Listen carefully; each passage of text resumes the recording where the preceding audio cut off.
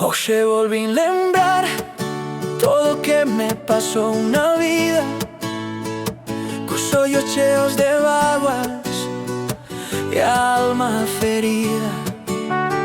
Sentei na beira da noite, baixo un ceo sen estrelas.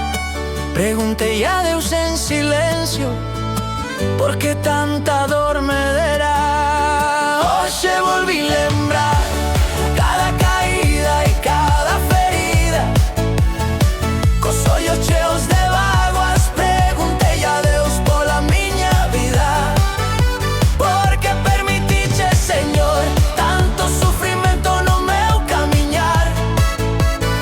Se sempre busquei luz no medio da escuridade sen final.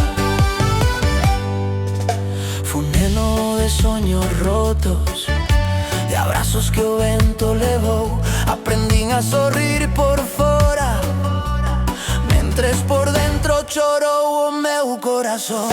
Cada perda foi unha sombra, cada adeus un inverno máis.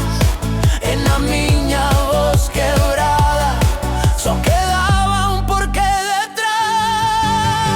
Hoxe volvi a lembrar cada caída e cada ferida, cos ollos cheos de bágoas. Preguntei a Deus pola miña vida, porque permitiche, Señor, tanto sufrimento no meu camiñar.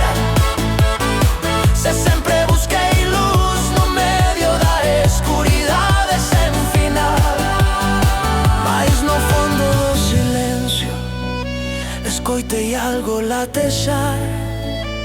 Era a forza que medraba sen eu mesmo notar.